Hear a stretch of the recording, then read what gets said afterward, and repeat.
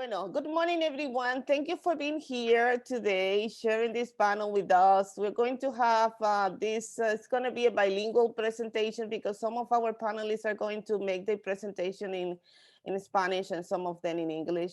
Welcome, everyone. We're very happy to have the opportunity to share with you what is the beginning of a conversation, of a research process that we have initiated towards the preparation of a book about Dominican politics 2020 continuity and change.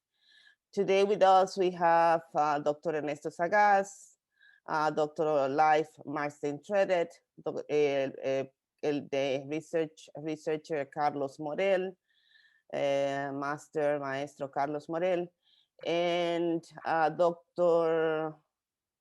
Ana Belén Benito Sánchez, who's not going to be with us physically, at least for the part of the presentation, because she has another commitment, and we are going to actually project her presentation after my presentation. So thank you so much. We are not going to have that much time for discussions because, you know, the time is limited, but we're going to do our best to have a nice conversation with you.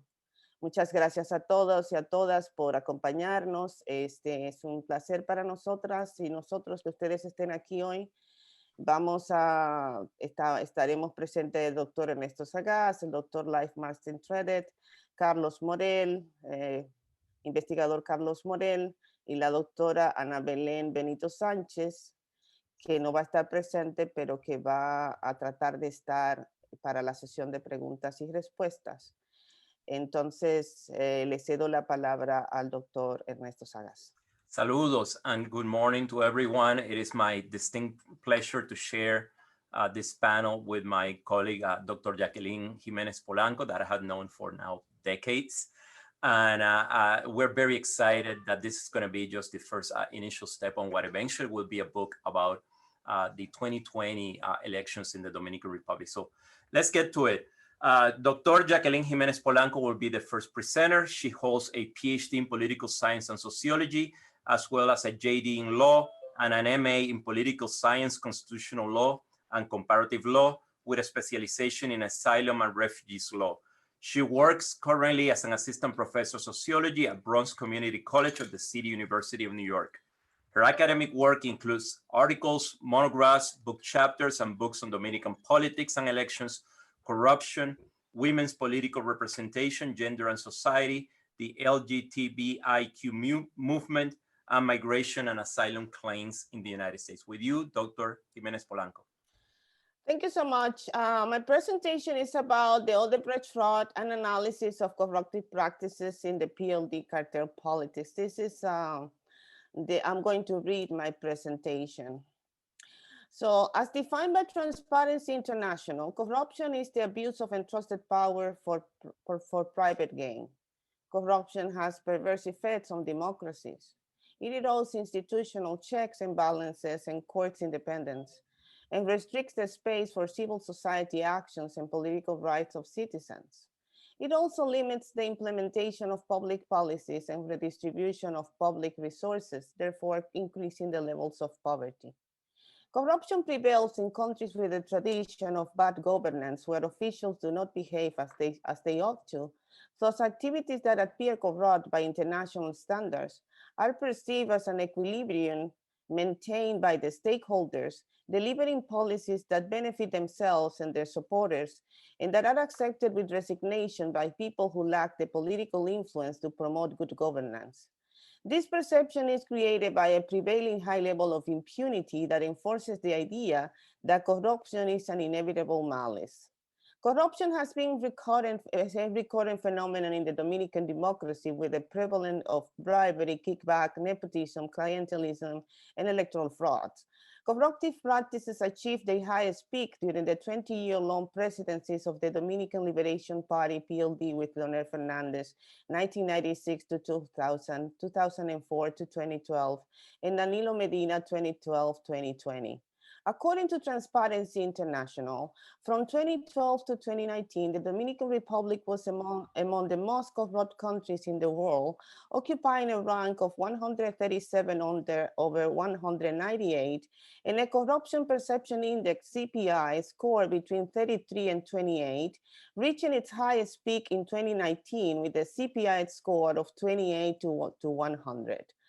So convinced were the PLD leaders of the prevalence and continuity of the impugned corrupt practices that on July 14, 2013, during the party's 8th National Congress, the then PLD president, Leonel Fernandez, attested that his party would continue to govern until 2036 because it would become a factory of presidents.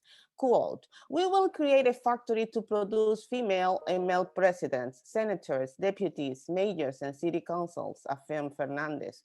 Fernandez's attestation was in tune with the dominant power that he established through cartelization and collusion practices that became the norm during his governments. Fernandez and Medina transformed the PLD into a state party cartel that, as defined by Katz and Mayer, is characterized by the interpenetration of party and state, inter-party collusions, and the use of the resources of the state to maintain the party's position within the political system and limiting competition. Based on its cartel politics, the PLD established a strict control over the state powers, including the judiciary, Congress, and the Electoral College. Also, as a cartel party, the PLD employed the state resources to limit political competition and ensure its own electoral success through instigating the division of major parties, modeling electoral frauds, and maintaining a captive vote among over 1.5 million public servants. In addition, the dominant party censored independent journalists and bribed acolyte communicators, popularly known as bocinas, who relentlessly echo the government and party's rhetoric and praise its goodness in daily national and local broadcasts.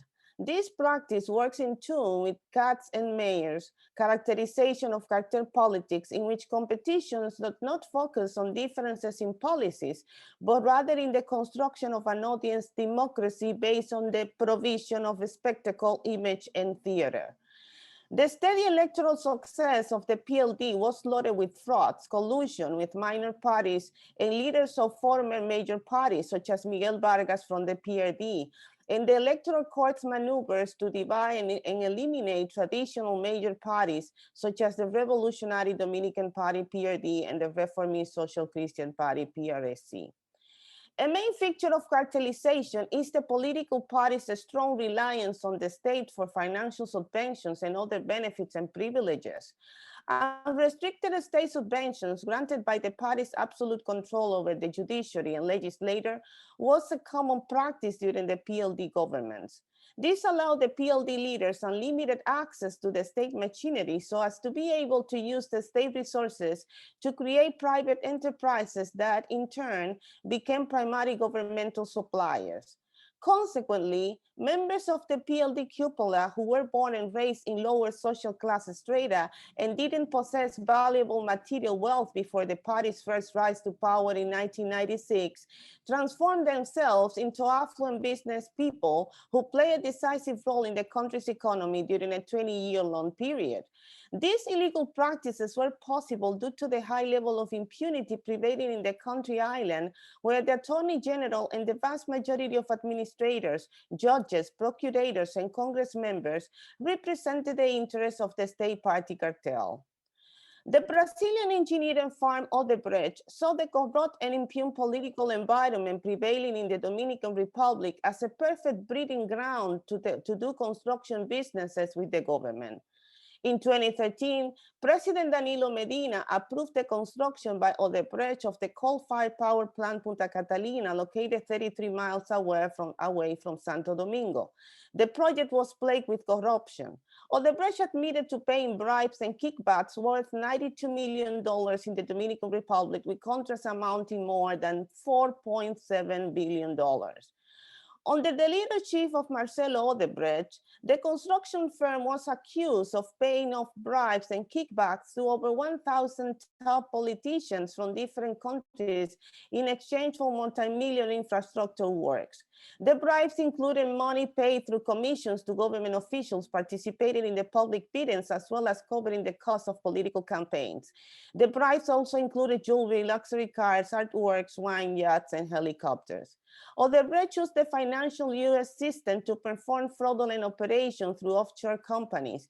It had a structured and well-organized system to manage payments of kickbacks for politicians, and an international bank that made offshore payments and liaisons with Swiss banks.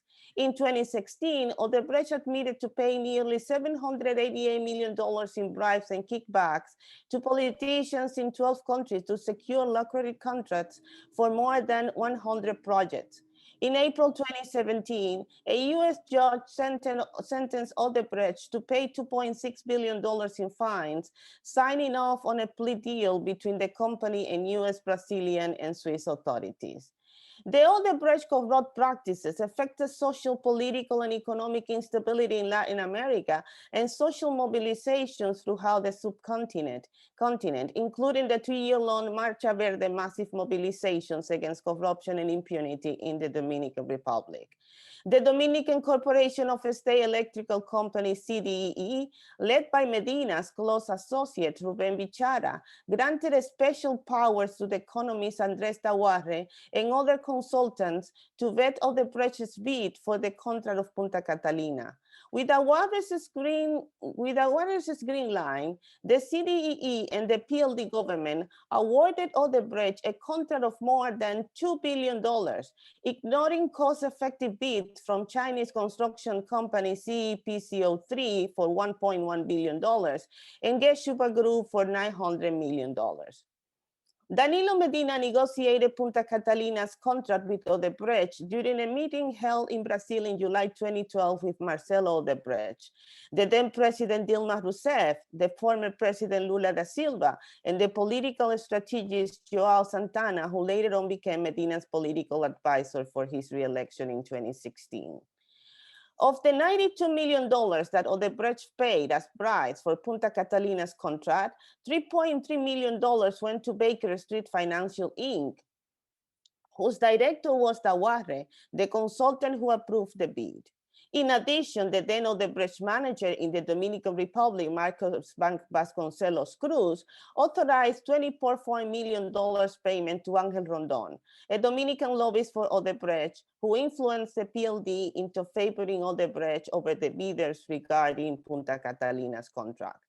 The current PLD president and former Ministry of Industry and Commerce, Temístocles Montaz, admitted in a letter published in 2017 that he received funds from Odebrecht's lobbyist Rondon for the PLD electoral campaigns of 2008, 2012, and 2016. In addition, he stated that the other political PLD top politicians and government officials, signed contracts with Odebrecht for several construction projects. Bribes connected to Punta Catalina's contract fueled Medina's presidential re-election campaigns. Medina paid bribes worth between $275,000 and $1 million to PLD congresspeople and senators in exchange for supporting the 2015 constitutional reform that would enable him to run a second term in 2016. Medina continued his corrupted trend of bribing legislators in exchange for reforming the Constitution for a third re-election in 2020, but he desisted following the US Secretary of State Mike Pompeo's warning to respect the Dominican Constitution. However, Medina was able to impose his Minister for Public Works, Gonzalo Castillo, as the PLD presidential candidate to the 2020 elections that ended up dividing the party, as you know. During his tenure as Medina's public works minister, Castillo signed amendments to Odebrecht's contract worth tens of millions of dollars, skyrocketing the construction humongous profits.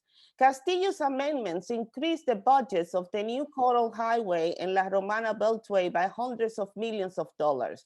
In addition, he signed illicit contracts for asphalt worth approximately $200 million. The corrupt and impure model prevailing under the PLD state party cartel not only included bribery and kickbacks, but several other illegal practices that rampantly enrich governmental officials, such as overpricing public purchases to derive personal gains to those in charge of the transactions, transferring funds from one institution to another to masquerade private businesses, and leasing public buildings for derisory prices and almost unrestricted time.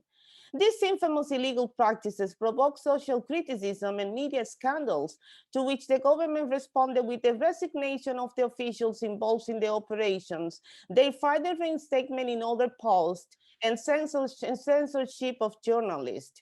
None of the officials involved in these illegal practices, most of whom were also members of the PLD political committee, were sued for corruption. Both former President Fernandez and Medina made sure that the justice system were under their absolute control through naming judges and prosecutors who responded entirely to their personal guidelines. Therefore, despite Marcelo Odebrecht's confession of bribes and other criminal offenses, the PLD officials were not held accountable for their corrupt practices, not even after the PLD minister Temístocles Montaz admitted that he received funds for the electoral campaigns from Odebrecht lobbyists Rondon. The then Attorney General Jean Alain Rodriguez, who owed his position to President Medina, didn't dare to subject Presidents Medina and Fernandez to investigation. In conclusion, this year 2020 has seen the end of the hegemonic PLD cartel following the electoral success of the Revolutionary Modern Party, PRM. The newly independent Attorney General, Miriam Herman, is leading the prosecution of those involved in the Odebrecht fraud and other corrupt activities. These processes are taking place, however, in a weak justice system in which, although the Office of the Attorney General is integrated by independent members, most of the judges are still controlled by the PLD.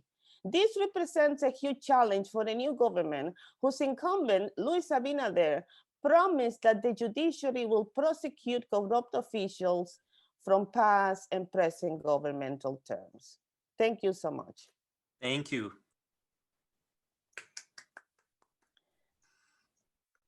Okay. Thank you very much. Let me introduce to you Dr. Ana Belén Benito Sánchez. Dr. Ana Belén Benito Sánchez has a PhD in political science from University of Salamanca, Spain, 2015.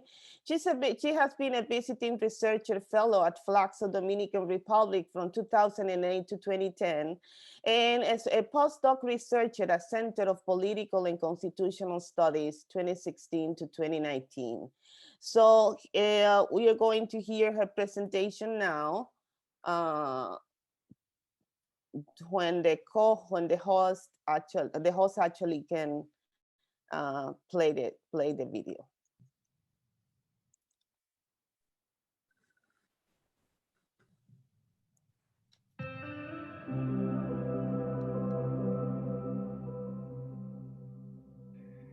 Buenos días y en primer lugar muchas gracias a Jacqueline Jiménez-Polanco, coordinadora de este panel, por la invitación. El año 2020 ha puesto fin al ciclo hegemónico del Partido de la Liberación Dominicana.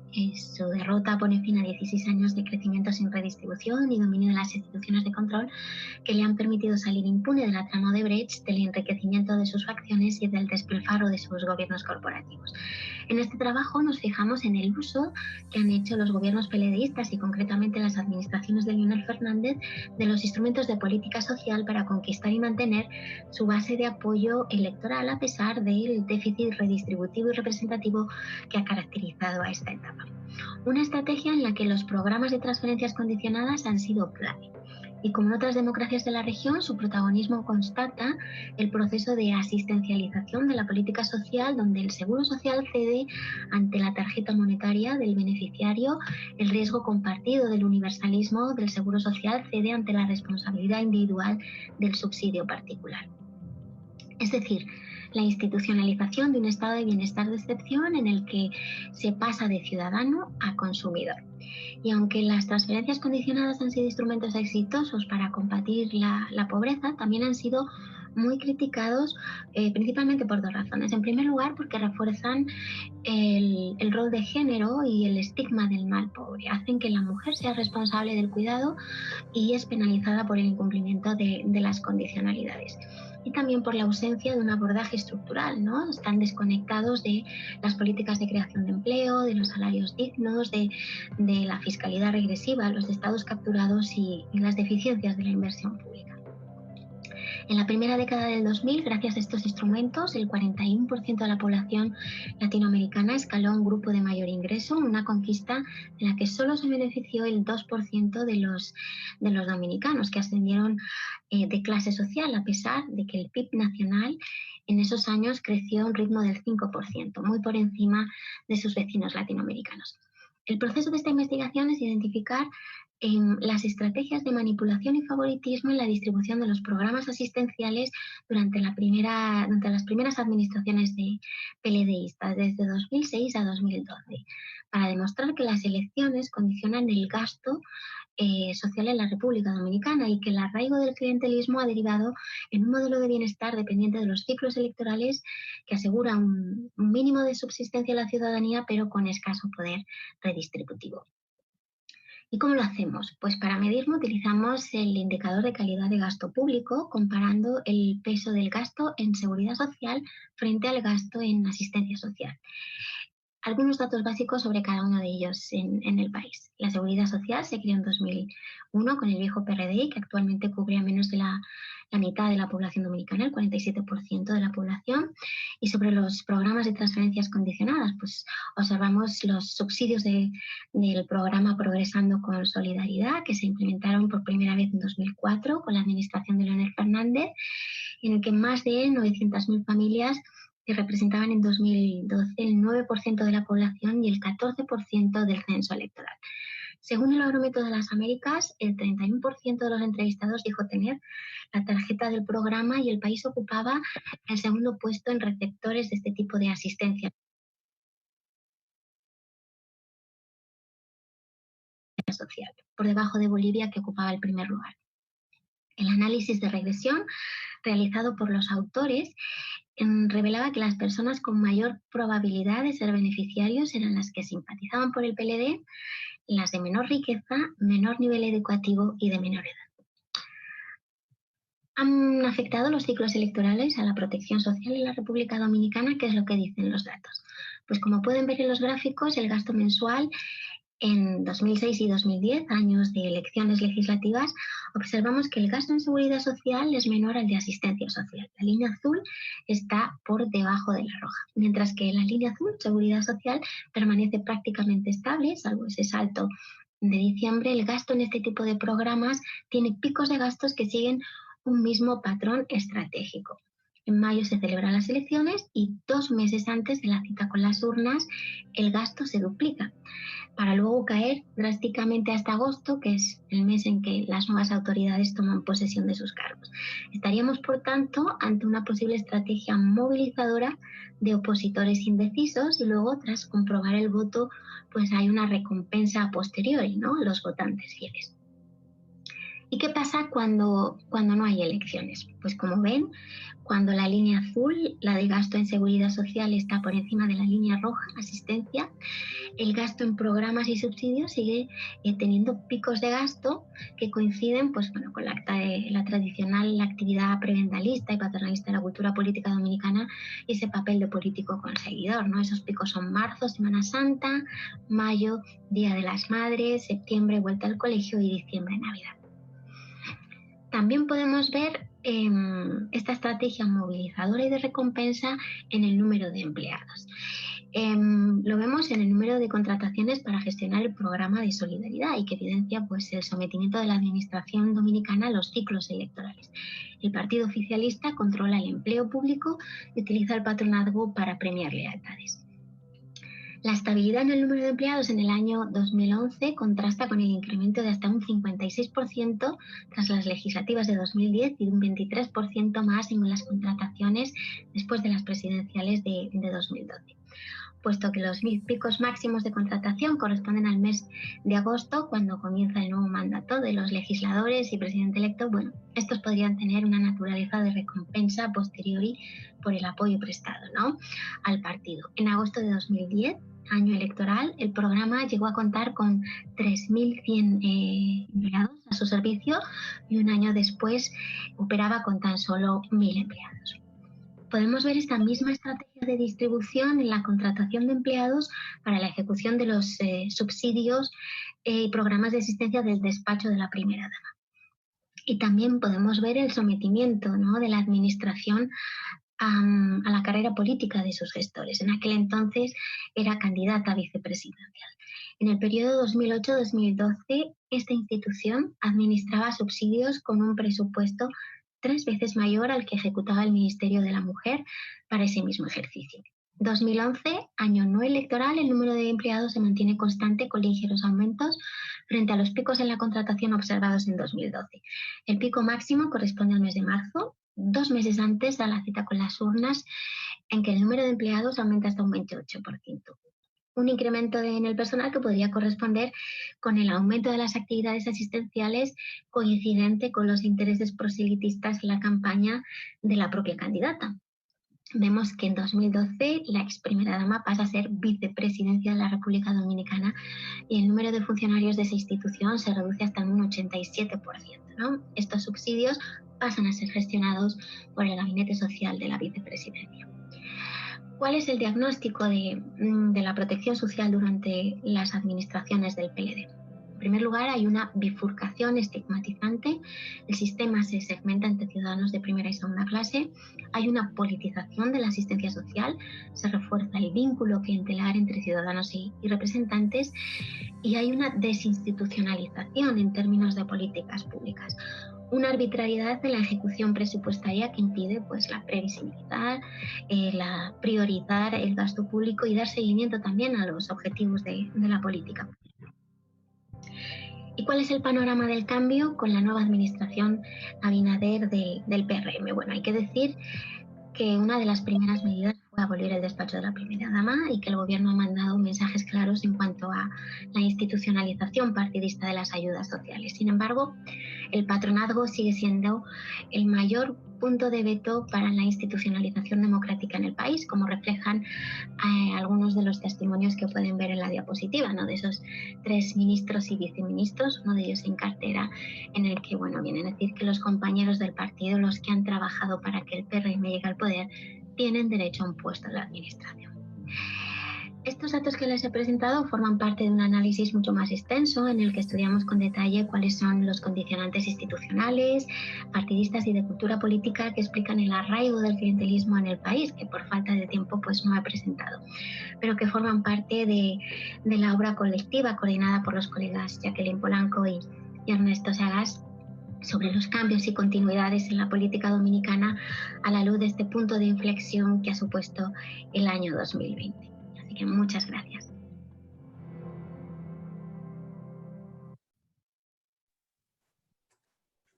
Bueno. Excelente.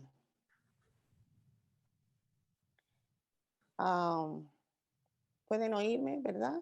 Sí. Ok, bueno, excelente la presentación de Ana Belén. Now we are going to present Dr. Ernesto Sagás, that is our next presenter. Dr. Ernesto Sagás is Professor of Ethnic Studies at Colorado State University. He has a PhD in Political Science from University of Florida with a concentration in American Studies. Dr. Sagás is the author of Race and Politics in the Dominican Republic and co-editor of The Dominican People, a documentary history, and Dominican Migration, Transnational Perspectives. He's also political analyst for Univision Colorado, commenting on issues ranging from US domestic politics and elections to foreign affairs. He has been interviewed by local, national, and international media outlets in both English and Spanish. My pleasure to introduce to you Dr. Ernesto Sagás. Thank you, Jacqueline, and thank you for all the participants that are here with us at this very early time in the morning. So let me, I have a PowerPoint presentation. Let me see if I can share my screen. Let me know if you can see it. Can you? Yes, perfect. Perfect. So I'm gonna set up a timer because I don't wanna run over time because I talk too much. So my presentation is about Dominican overseas voting, which is a rather recent phenomenon in the Dominican Republic that came in the heels of major constitutional modifications that took place after the contested 1994 elections, in which Joaquin Balaguer got himself reelected in elections plagued with irregularities that, as most of us know, that led to a gentleman's agreement known as the Pact for Democracy that shortened Balaguer's term, that will put in new features into the Dominican electoral system, such as the modality of runoff elections. And one of those very important constitutional modifications was the extension of dual citizenship to citizens of the Dominican Republic. Before that, a Dominican citizen that acquired a citizenship of another country, of a host country, say U.S. citizenship, technically lost her or his Dominican citizenship. Since 1994, Dominicans are free to acquire one or more foreign citizenships and still retain their Dominican citizenship. And by extension of that constitutional modification, Dominican citizens are also eligible to vote for the president and vice president of the Dominican Republic. That will take a little bit more. It was not until 1997 that the electoral law was modified and a new significantly different electoral law was approved in 1997 that allowed for Dominicans to vote for the presidential and vice presidential ticket in the Dominican Republic. And they could do so, and this is the major innovation, from locations set up around the planet by the authorities of the Junta Central Electoral, or the Central Electoral Board, the government authority that organizes, carries out elections in the Dominican Republic. Something that is important to recognize about the process by which Dominicans will acquire dual citizenship as well as the right to vote from overseas locations is that this is what has been described as a bottom-up process of concessions. That is, for decades, going all the way back to the 1960s and the 1970s, in which an increasingly large number of Dominicans will leave the Dominican Republic, move on a more or less permanent basis to the United States, countries in Latin America and Europe. For decades, this diaspora of Dominican citizens have been pleading, lobbying, putting pressure on the Dominican government to give them a set of concessions, mostly economic concessions, but also some political concessions, such as the right to a dual citizenship and eventually the right to vote from overseas locations. For decades, actually, the Balaguer administration that was in power until 1996 resisted these pressures and made mostly token economic and social concessions.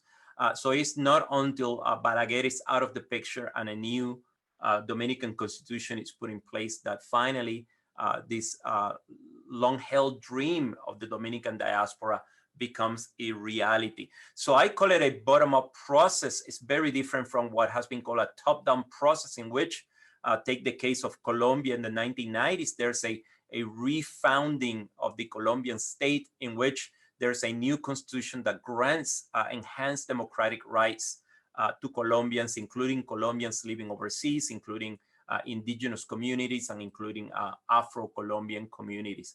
So if it had not been for the pressure over the course of many decades of Dominicans living overseas, it is unlikely that the Dominican state would have granted this number of concessions. So in the case of the presidential vote for emigres or the Dominican diaspora, the Dominican Republic joins an increasingly large community of nations in Latin America that allows citizens residing on a more or less permanent basis overseas to vote for the president of the respective countries. Now, a modality that the Dominican Republic uses that it only allows for in-person voting in places that have been set up by the Junta Central Electoral that have either a numeric or symbolic presence. What do I mean by that? So, for example, you can vote in New York because there are hundreds of thousands of Dominicans living in New York. So numerically, it makes sense. But by the same token, for example, Dominicans in the Virgin Islands, in a place like St. Croix, you know, where only 400 Dominicans were registered to vote in the 2020 elections, they are allowed to vote there. Why? Because there's a symbolic presence more than anything else. So the system is kind of uneven, that in the sense that it allows Dominicans to vote in places in which there are not a lot of Dominicans. It definitely allows Dominicans to vote in places where there's a significant presence, but there are some places that are kind of in between, say, places like Pennsylvania, Western Pennsylvania, states in the Midwest, states throughout the South, Texas, in which, because there's neither a symbolic nor a numeric presence that is large enough by the to be considered by the Junta Central Electoral as requiring a voting location. So even though the system allows Dominicans in places where there's a large Dominican community to vote, or in other places in which there's a small but symbolic community to vote, there are many other Dominicans that kind of fall in through the cracks, and they will have to, for example, drive a long distance or even fly to the nearest location in order to be able to register themselves and be allowed to vote from an overseas location. Also, the registration process is cumbersome, and voting in person, remember, demands time. It used to be even harder. Initially, Dominicans had to get their cedula, whether it was a new or updated cedula, they had actually to fly to the Dominican Republic to get it rather than getting it at their nearest Dominican consulate. So this was an additional expense for people to travel, say, from New York to Santo Domingo to get their cedula. And in the case of someone that was undocumented, obviously there was no way that they could do that and go back to their host country. So because of the demands that this places on time and resources, one thing that I've noticed, and I've done some exit polling for the 2004 Dominican overseas election, is that most of the voters, overwhelmingly, they were older males, and these were people that were transnationally engaged. So these are people that are very well connected to the Dominican Republic, people that are have a great deal of political agency, people that are constantly flying back and forth between the Dominican Republic and locations overseas. Once the first transnational election, or the first overseas election, took place in 2004, also this is a period that coincides with the hegemony of the Partido de la Liberación Dominicana, or the PLD, for over the next 16 years. So everything that has taken place since 2004 has been mostly, obviously, under the administrations of Leonel Fernandez and Danilo Medina. So both of them, Fernandez more than Medina, created agencies for the diaspora. There were a number of agencies that were set up by the government that engage the Dominican diaspora. And these agencies were mostly symbolic in their actions. Most of them were highly touted, but they were kind of underfunded. They carried out some programs that appealed to, again, a slice of the Dominican diaspora that was very transnational. But over the course of many years, many of these programs just didn't gain steam. They were not well funded by the government, and they became more than a symbolic action by the government to show the diaspora that the government cares about them, rather than things that made a significant impact in the life of Dominican emigres. The 2010 constitution modifications represent a new step in Dominican overseas voting. The 2010 constitution granted Dominicans 7 overseas legislators. They're called Diputados de Ultramar. And these legislators are part of the lower house, the Cámara de Diputados of the Dominican Republic. And the way they are elected, it's again something that reflects previous trends in Dominicans overseas voting and the way the the Junta Central Electoral organizes the process.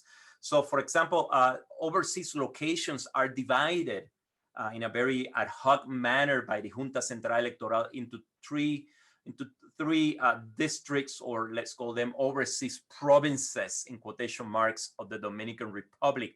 So the first overseas district is Canada and most of the United States, places like New Jersey that have a large Dominican diasporic population. Then there's a second overseas district, number 2, that is Florida, just Florida, Puerto Rico, and Latin America. And then there's a third one that is Europe. So as you may imagine, all the 3 electoral districts, the 3 overseas electoral districts, do not have the same size. They are highly very different in size.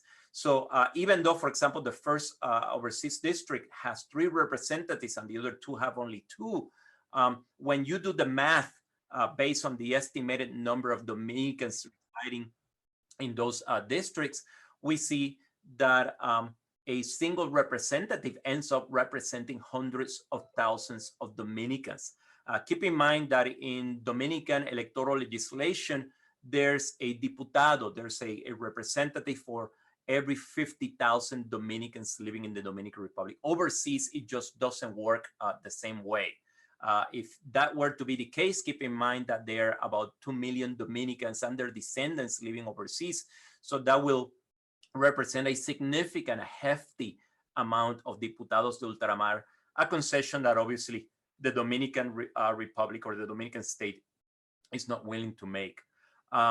Also, there's no proportional representation, as it's the case with diputados or legislators back in the Dominican Republic. And obviously, imagine this is a logistical challenge. The Junta Central Electoral, in coordination with Dominican consulates, has to set up elections, has to set up sites in which Dominicans go in person and vote, okay?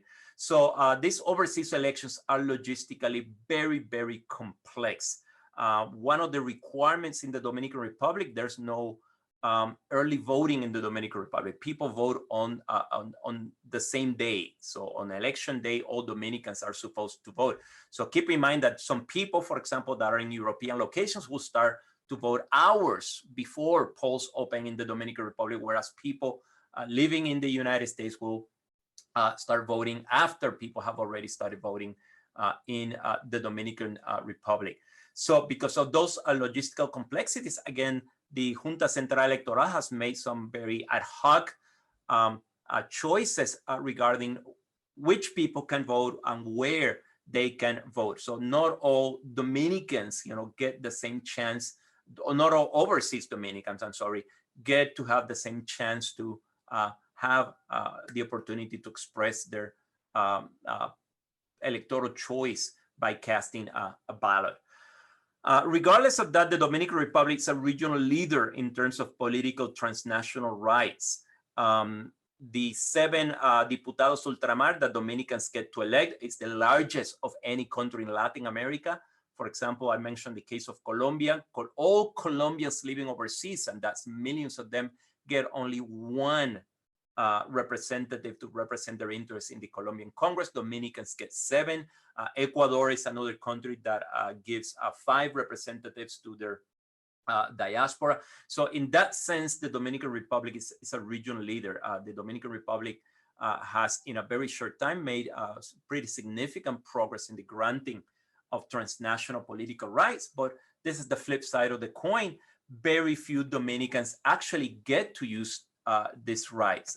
Less than 1% of the estimated eligible voters that live in that are part of the Dominican diaspora get to register, and actually even fewer than that get to cast a ballot either for president, vice president, or for the overseas representatives, the diputados de ultramar.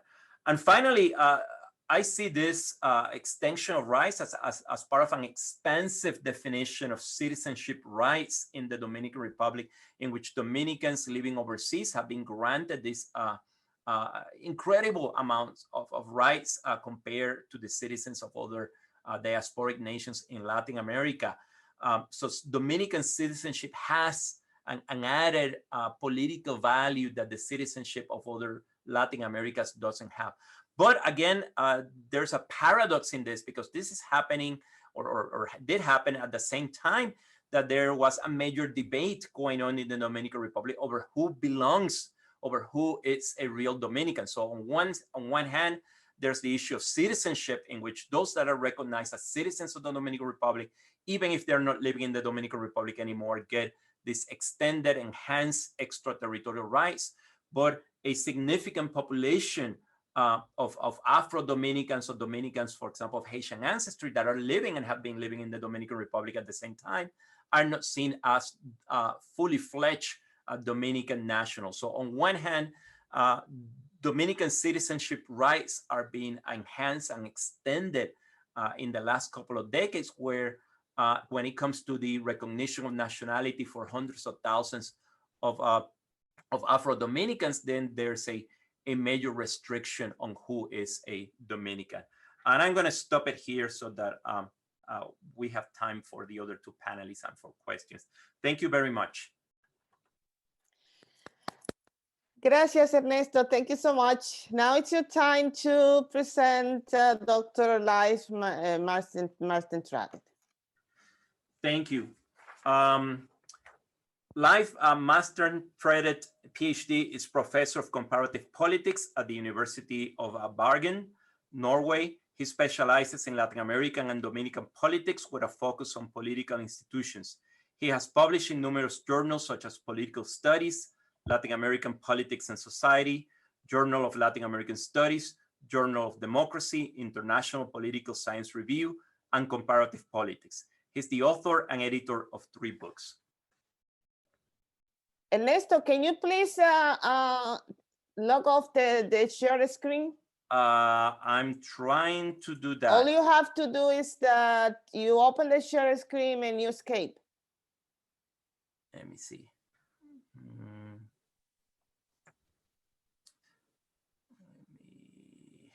Trying to do that. I can share my screen and stop your screen sharing, it seems. Okay, great. I'll try that. Stop share. There we go. Good. There we go. You can see if Sorry about that. Now, do you see my screen? Yes. We do. Perfect. Thank you, Ernesto. Thank you, Jacqueline.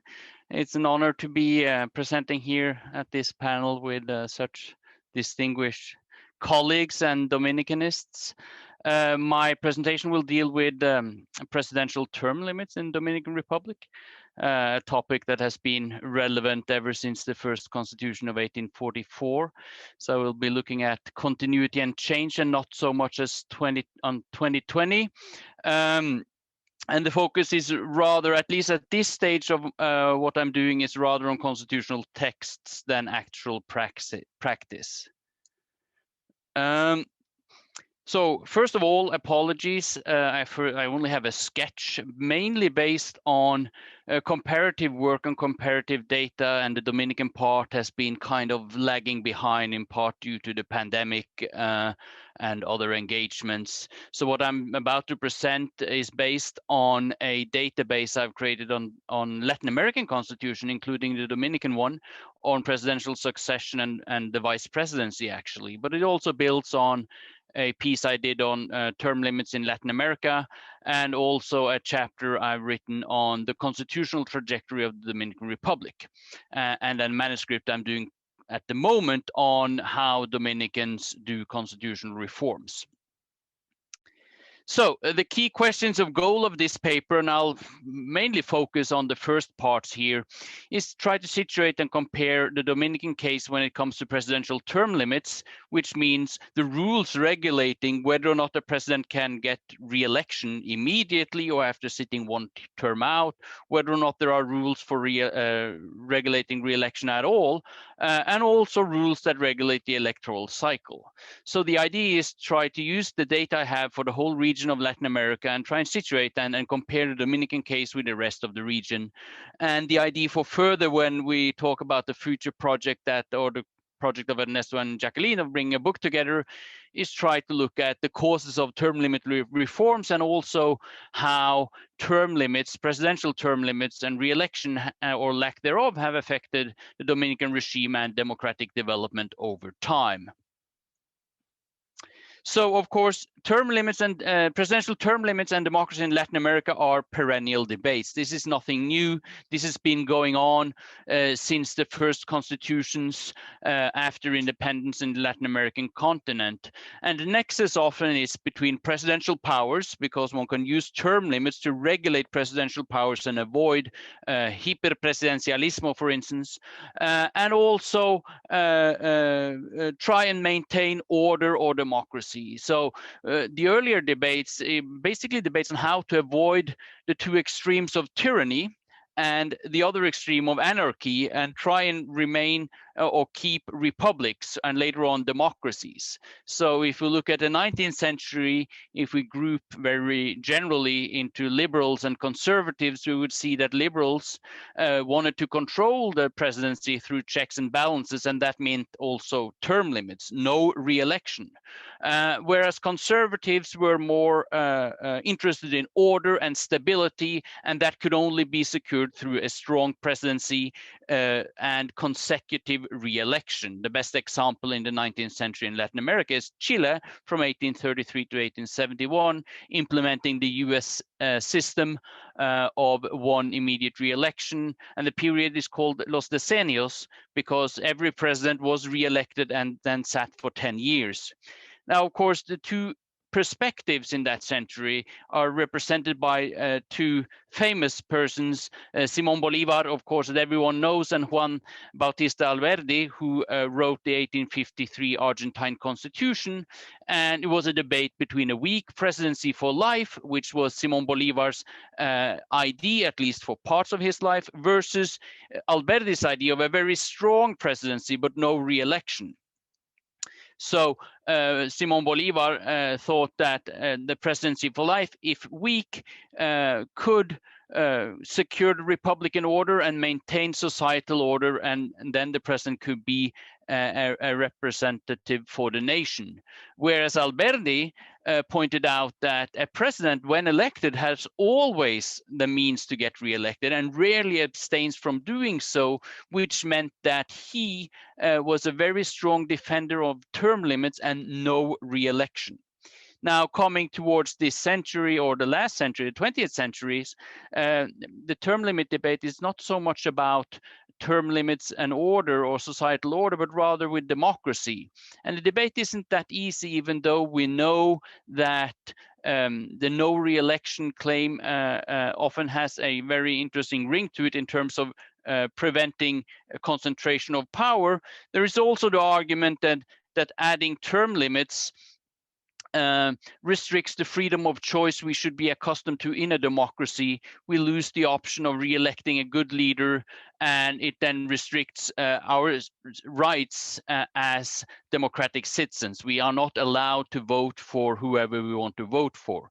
The argument in favor of term limits or against consecutive re-election is that, of course, the old Mexican refrain, sufragio efectivo no reelección, and it has to do with maintaining elections competitive and securing alternation in power. Now, why do we see this latter argument, and why would we argue that Alberdi is right? Well, presidents, especially in new democracies, the democracies we see in Latin America, always get re-elected. This is a list of all presidents that have run for re-election as presidents in Latin America since the third wave, and all but three were re-elected. We can see that in bold, we have the incumbents that have lost the elections. There are only three of them, and we also have a fourth Dominican case of 1978 with Joaquín Balaguer. Incidentally, Joaquín Balaguer's loss of the presidency in 1978 was the first time in Latin American history that an incumbent president lost a presidential election. So the incumbency is an extremely important predictor for winning and regaining the presidency.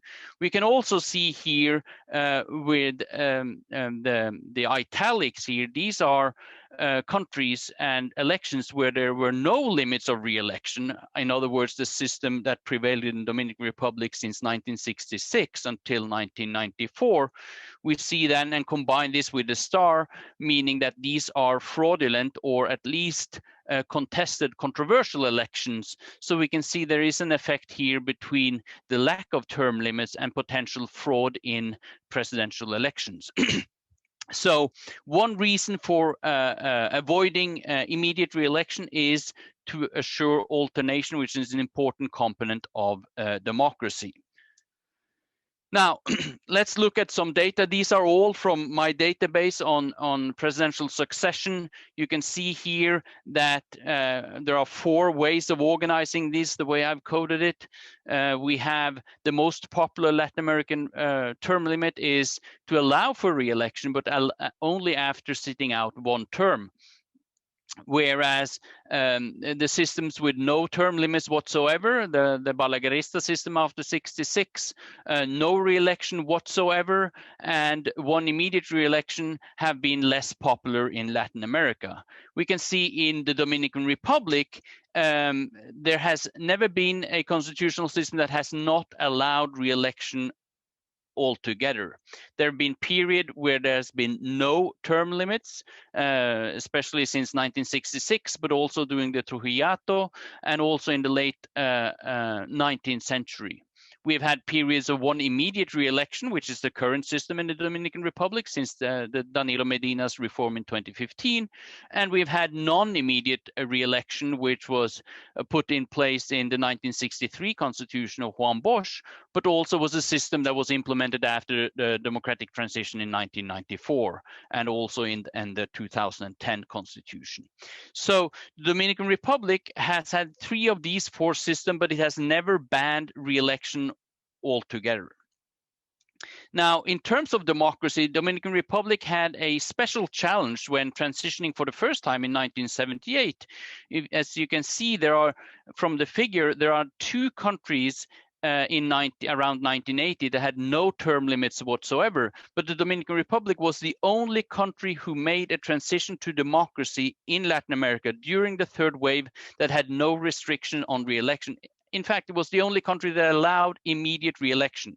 The country number 2 here, entering the 1980s with no restriction on re-election, was Paraguay, and they removed it upon its transition in the 1989-1993 period. Nicaragua, who in 84 had no limits on re-election, also removed it in 1990 when Ortega lost the election. So the Dominican Republic had a period in the 1980s where it was the only system that attempted to be a democracy and combining this with no limits on re-election. So in that sense, the Dominican Republic faced challenges during the 3rd wave that no other country did.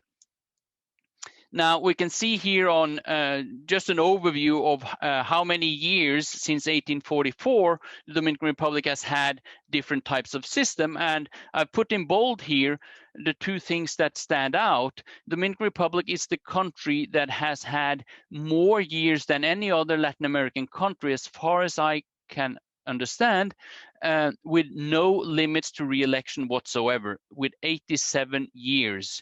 And we know that this system with no limits to re-election is very bad for democratic development.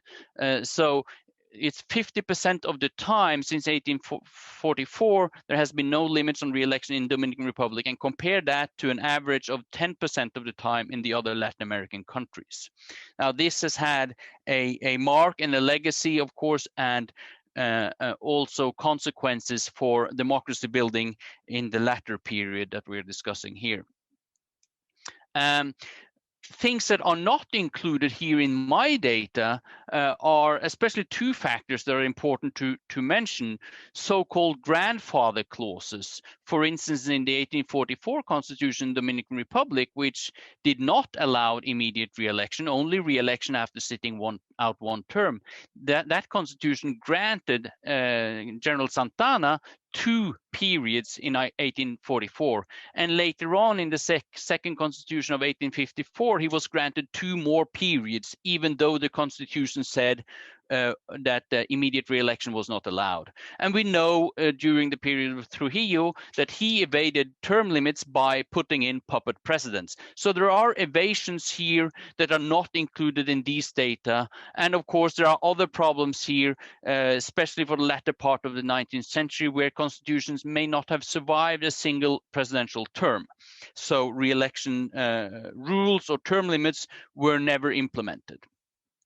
Now, looking at democracy and trying to resolve a little bit the debate that goes on between term limits and democracy, whether they're good for democracy or bad for democracy, I just compare polity 4 score, democracy scores, depending on which term limit system one has. And one system stands out, namely the one that has taken up 50% of the time of the Dominican political life since 1844, and that is no limits to re-election. On a scale from -10 to 10, 10 being most democratic and -10 being least democratic, systems that have no limits to re-election scores -4 in Latin America and -3.4 in the Dominican Republic. And this is a strong contrast to any other system there is. So again, we see that the system that has dominated Dominican political life more than any other country in Latin America is the one that really scores poorly when it comes to democracy in the region. So term limits may not be causally related with democracy, but it's hard to sustain democracy when there aren't any presidential term limits present. So getting towards the DR more than anything else, we should also know that term limits have been key in key democratic struggles throughout the 20th century at least.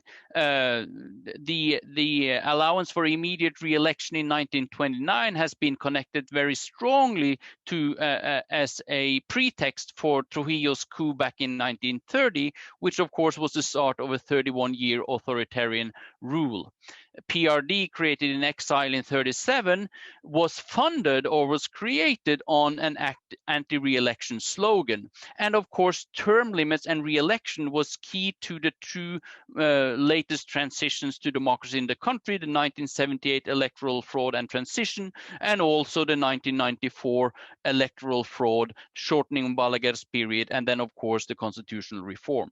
So we know that with no term limits, there has been no democracy in the Dominican Republic, and there has been no democracy outside of the Dominican Republic in Latin America either. So term limits is important for key regime changes and key moments in Dominican political history.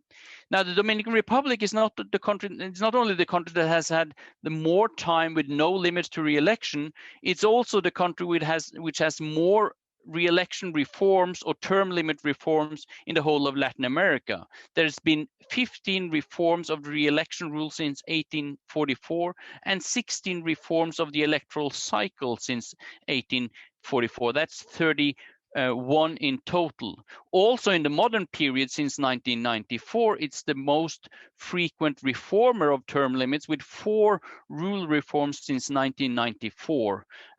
So this is a record in Latin America. The average is 4.5 reforms per decade, all across the region, whereas the Dominican Republic has many more than that. So it's an interesting case also that reflects somewhat the instability of the political development in the country. So why and when do we have term limit reforms? Well, they're connected to democratic transition, of course, which is a good thing. This is connected to the 1963 democratic election of Juan Bosch, which changed the re-election rule and implemented no immediate re-election. Of course, the constitution did not survive, and they went back to a Trujillo type of constitution in 1966, but also in 1994, as already mentioned. More often, however, these are self-serving reforms performed by the incumbents. Where we see 1929 is one case, and more recently 2002, 2010 for that matter, and 2050. And of course, these are reforms that are self-serving for the incumbent, where the aim is to gain an advantage within the party. We know that these reforms were important. This reform was important for Daniel Medina back in 2015. It was also important for Hipólito Mejía in 2002 to be able to not only stand for re-election, Mejía lost, Medina won, but also an important cue to maintain control over the party. For Leonel Fernandez in 2010, the motivation was a possible return to politics and stay relevant, and also stay in control of his party, even though he had to give over the presidency to Danilo Medina. I'm sorry. Now, we know also that more increasingly over time, these reforms come with a cost. They can cause party splits. We saw that with the Partido Reformista back in 1970. We've seen that in the 90s with the same party. PRD split in 2002 after Mejia's re-election reform, and there were deep conflicts in 2015 over Medina's reform, and later split in 2019, as we know. Increased conflict levels, of course, and polarization between at least the elites, and we've seen it also. There is a danger of international repudiation and protest. It was mentioned how the US tried to and effectively also stopped Medina's reform attempt in 2019. Another thing that is interesting, and I'll stop with this, is how Dominican Republic is reforming the constitutions and allowing or restricting for term limits. It always occurs through Congress, and this is a bit interesting because development in Latin America is either to use the courts if you cannot convince the congressional majority, or use the referenda if you cannot control the courts. So the Dominican way of doing this is still to use the Congress. The small attempt by Medina to use the courts did not work in 2018, 2019. And using courts and in convincing Congress representatives, I think, harks a little bit back to what Jacqueline was talking about with the cartel parties and so on. And it demonstrates at least the continued strength and pull of the presidency over the presidency and the president's control over the states, and how that is important for controlling the party. But of course, the increasing conflicts and costs we see with these reforms in the latter years also means that there is at least somewhat more pluralism, somewhat strengthened institutions, indicated by at least Medina's lack of success. So I'll stop here, just summarizing that the Dominican Republic stands out in Latin America with the longest period without term limits, which may have created stability during the Trujillo years for some, but clearly not democracy. Democratic transition, the fight for democracy, is very tightly connected to the fight for no re-election in the country, as we saw that in Mexico during the revolution. And of course, the continued fluidity of these rules indicated the continued pull of the presidency, even though it has been waning over the years. Thank you. Thank you so much, Leiv, for your great presentation. I'm so enthusiastic about how the book is going to get to be at the end with all this beautiful, deep analysis about Dominican politics. We're going to introduce now our last presenter and the youngest of this group, by the way, Carlos Morel, a representative of the millennial generation. Carlos Morel has a Master in Law and Development from the University of Manchester, UK, and a postgraduate degree in Research and Development from the same university. He's currently Executive Director of the Instituto de Investigación Social para el Desarrollo in Santiago, Dominican Republic, where he has participated in various investigations related to political culture and citizenship. So I leave you with Carlos Morel. Thank you, Carlos. Thank you, Jacqueline, and thank you for the invitation. Just like Leiv, our paper, this is a work that I'm doing together with Anselmo Muñiz, who up until a couple months ago worked also at the Instituto as Director of Research. He's currently in a government posting at the moment, but he is still deeply involved with our work here. Just like Leiv, this is a presentation of a paper that we are going to start. This is an idea that we have, and it is a result of most of the research that we've been doing in here in the Institute for the last 4 or 5 years. And basically, it's the question of what is wrong with Dominican democracy, and why does it lag and it's unable after 1978 to really solidify as a democracy. Just let me change something here. There we go.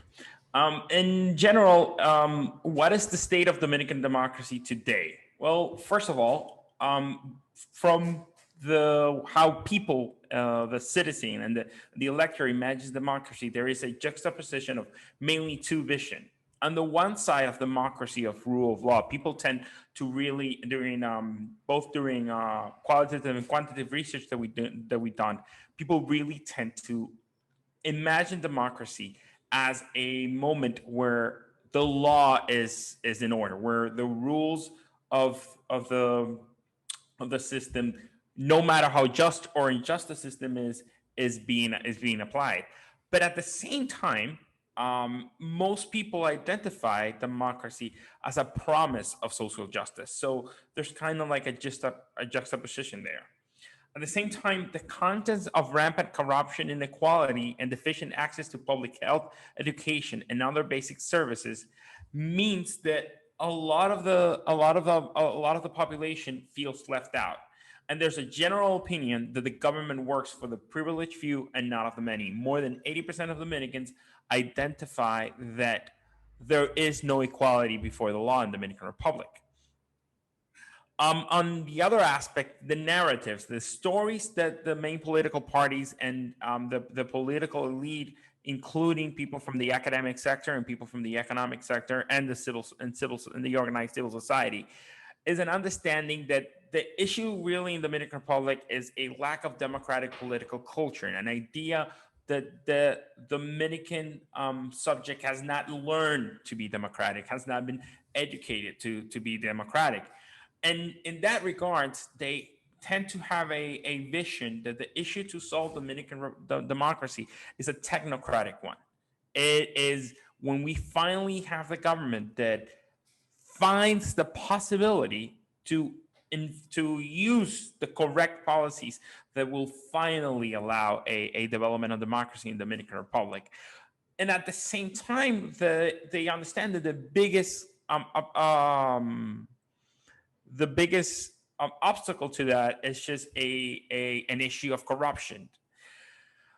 In that regard, and in more quantitative terms, according to the report on the quality of democracy in the Dominican Republic published by the UNPD, since 2010 and up to 2019, the country experienced a tendency to decline in various indicators relating to institutional democracy. For example, when it comes to the rule of law component in democracy, the writers, and I include myself because I was one of them, of the report picked up 20 indicators. These are international indicators. They are comparable against nations, mostly using variety of democracies, World Justice Project, social economic imperative, and like indicators that are applied in different countries. And out of 21 that included those related to absence of corruptions in the various branches of government, check and balances between branches of governments and the state, and the efficacy of the judicial branch, 15 were interpreted as deficient, 4 as acceptable, and only 2 as satisfactory. In another aspect, in terms of socioeconomic indicators, the report understands that a democracy has a socioeconomic quality to it. And in terms of the health, quality of housing, and similar indicators, of a total of 26, 16 were deficient, 5 were acceptable, and 5 satisfactory.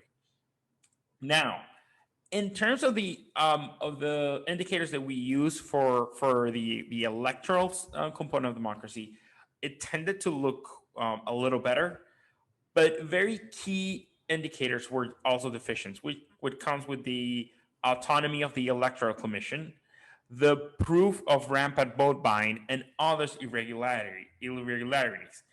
All this in the context of almost 16 years of an almost hegemonic dominance by one political party, the Partido de la Liberación Dominicana, or PLD.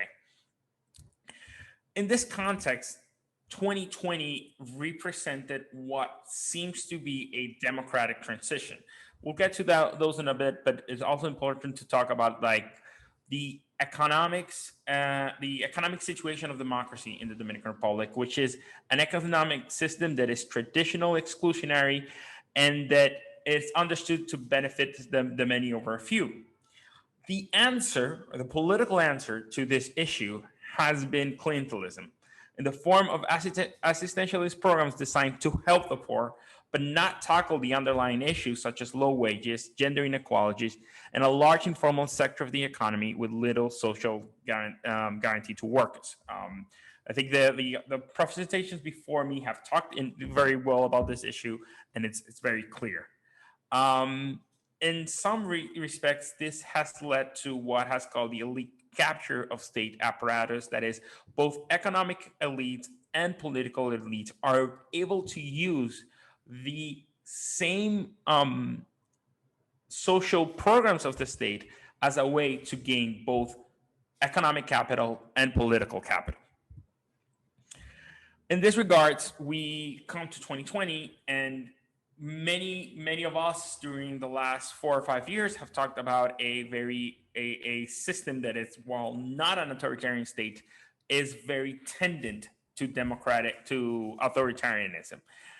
But we have a transition. So a lot of people are saying, well, this proves that there is still an element of democracy to the Dominican Republic. Though it is very important to qualify what this transition has meant. First of all, it must be questioned if this is really a transition of a type of government or merely a change in strategies from ruling elite. On the other sense, we have to see that the weakening of El PLD came after years of protests, of anti-corruption protests, led mainly by the Marcha Verde organization. Also, sorry, the pings sometimes distract me. Also, the party broke its capacity to act as a hegemonic agent when, during the primaries, former President Leonel Fernando went to the opposition and split with the party over claims that the primaries were fraudulent. This weakened very strongly the capacity of the party to act and to kind of ensure undemocratic acts such as fraud to control the election result. This capacity widened even further after the municipal elections, the general municipal elections on February 2020 were canceled due to an apparent glitch in the system, which led to, on one side, massive demonstrations in the Plaza de la Bandera, which is directly in front of the building of the Electoral Commission, and a constant, even almost nightly, what was called a cacerolazo, which people went out to the balconies and just starting making as much noise as possible because they had felt that this was an attempt by the government to steal the elections. This really damaged the legitimacy of the government, and to a certain degree also demonstrated something that we have not seen in the Dominican Republic since 1994, which was that an attempt to steal the election would have concluded in a massive demonstration. So it is questionable if we really if the transition of 2020 has been the result of better institutionality in the Dominican Republic, or merely a de facto moment where the government just couldn't, the sitting and ruling party just couldn't continue with any form of fraud. So while the change of power seems like a triumph of democracy, the new government at this point seems to still be thinking inside the logic of technocracy and institutionality. So this is the question that I think we really need to watch out at the moment. Does the change of government really mean a change of politics? On the one side, it doesn't seem like it is, because there is a presence of many ministers with direct ties to the business sector and to the same economic elite that was an ally to the former government, and a pro-business friendly economical discourse. This has been really shown in what was an almost sneak first attempt at fiscal reform, sneaked through the national budget, which was regressive, with measures that impact the middle class and the working class while keeping the tax privilege of the upper class. It's not part of my presentation, but it's interesting to see just how many tax breaks have allowed the economic elite in the Dominican Republic to develop their businesses, both through things like Zona Franca, the laws. Buenos días. Disculpen. Tenemos que terminar esta sesión dentro de 5 minutos, ya es que tenemos otros paneles que empiezan a las 10, por favor. Okay. Okay, so I will try to finish a little bit quicker then. Sorry about that. The issue, though, with this new government is there's little proof that the government will implement the profound migratory reforms the country needs to guarantee the rights of Haitian immigrants and their descendants, as well as a decent and human rights respect, or in a policy of border security that respects human rights, implement a progressive tax reforms that help combat the long-running inequalities in the country, reform the health system and social security to ensure universal access to healthcare, pensions, and other social protection services, guarantee free access to full reproductive health services, including abortion, which is still a crime under all circumstances in the Dominican Republic, and ensure the rights of LGBTQI population and protect them from violence and discrimination. This is just a number of measures. There's a lot of other discussions to be had about the issues of organized labor in the Dominican Republic, how there is no real pressure or no real voice of the labor sector of the population in the terms of deciding economic policy in the Dominican Republic. So what we see is that the attempt by the current government to try and all this anti-corruption measures that are going on right now, and the apparent, and personally I believe in it, independence of our current prosecutor in chief, I think that still works part of the logic that the problem in the Dominican Republic is an institutional technocratic issue that just can be fixed with that. There is a question, even if the current anti-corruption acts by the prosecution in the Dominican Republic are successful, if that's really going to translate into a change of how the Dominican democracy works.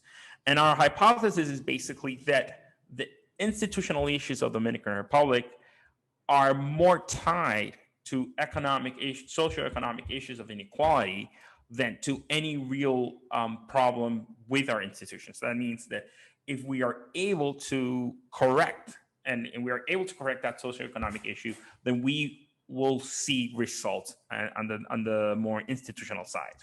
So our plan to research this is as follows: using comparative international indexes, example varieties of democracy, identifying high quality democracies in the institutional sense with both similar and distinct conditions to the Dominican Republic.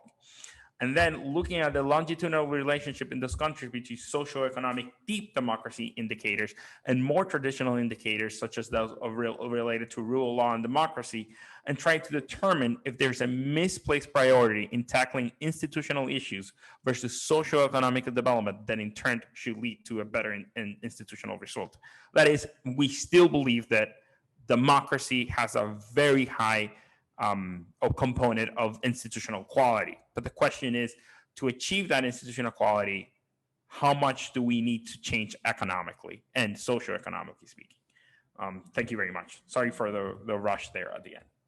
Thank you so much, Carlos, and thank you everyone for being here. We won't have time for discussion, but I think we have been left 5 more minutes. Mr. Host, Juan Roman, can you confirm that? Well, so yes, you have 5 more minutes. All right, so let me go with the first question. La primera pregunta o planteamiento fue de la profesora Martha Ellen Davis. Entonces ella plantea la cuestión de por qué los países que han sido colonizados por España, como en el caso de las Filipinas también, además de la República Dominicana, se desarrollan entre ricos y pobres y con un relativo alto grado de corrupción. ¿Y cuál sería la solución? Bueno, nosotros estamos enfrentados a una realidad, y es la realidad de que somos países postcoloniales y que la herencia postcolonial nos dejó un gran dejo de corrupción y de cultura de la corrupción. Entonces, es interesante, en un análisis más profundo de mi trabajo, yo planteo que la corrupción es algo que nosotros, los dominicanos, en la República Dominicana se ha estado practicando a nivel político desde la propia construcción del Estado-Nación. Entonces, recordaba en mi libro sobre corrupción y cartelización de la política en República Dominicana el caso del general Leiv, que fue un presidente muy exitoso en base a la corrupción. Entonces, el caudillo más exitoso de la era republicana, pero todo en base a un alto sistema de corrupción. Entonces, sí, es una cosa heredada del pasado. ¿Cuál sería la solución? La solución es hacer una transformación de cambio cultural, y que las instituciones tienen una gran responsabilidad porque son las que representan el entramado social y político. En este momento en la República Dominicana se está dando una muestra de interés desde el gobierno. Nosotros tenemos un país presidencialista y la postura del presidente es muy determinante en cuanto a qué tipo de mejoras institucionales se pueden hacer, porque el presidente representa un modelo fundamental. El presidente Luis Abinader tiene como agenda luchar contra la corrupción, y lo está demostrando con el nombramiento de fiscales independientes, de una Procuradora General de la República independiente y sus colaboradores que son independientes. Y la última información que he recibido de una colega ayer es que la Procuradora, que tiene mano libre para cambiar el sistema, está revocando todos los nombramientos de fiscales que hizo el corrupto Jean Alain Rodríguez, el anterior procurador, y que en realidad la Procuraduría se está limpiando.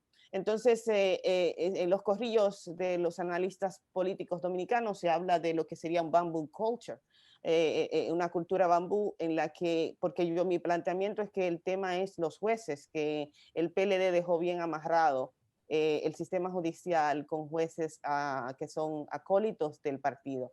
Entonces, la idea es que me planteaba esta colega, es que con esta cultura bambú es posible que muchas personas, muchos jueces se inclinen por el proceso de cambio que se está dando. Estamos muy esperanzados con que el proceso ya está bien caliente, la situación en República Dominicana con la persecución de la corrupción, pero como bien planteó Carlos, tenemos un entramado, y como yo planteé, un entramado institucional que no es todo. Hay otros elementos a tomar en cuenta, sobre todo para mí la tecnicalidad del sistema judicial dominicano, que impide que se puedan desarrollar ciertos procesos, y la influencia que dejó el PLD todavía en el sistema judicial.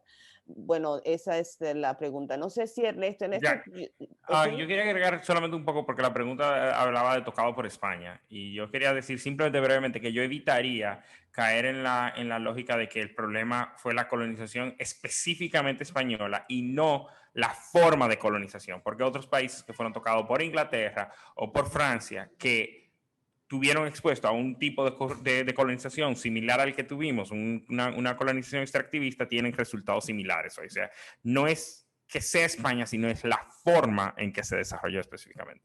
Muy bien, yo estoy de acuerdo contigo. Tenemos if AIDS que dice que basically I'm encouraged by the research, which is just starting to highlight the Dominican citizenship is being redefined in different contexts. The question of what Dominican is not static, who's getting access to recognition of as Dominicans. Welfare documentation is also changing. There is a need to understand how these contexts are being used strategically, politically by the dear state. Well, I don't know if anybody wants to comment on this comment or if this is actually the end, because Ernesto wants to say something. I think we're out of time. Yes, all right, so bye. Thank you, Bye. everyone. Thank you for listening. Thank you so much for being here. Bye-bye. Bye.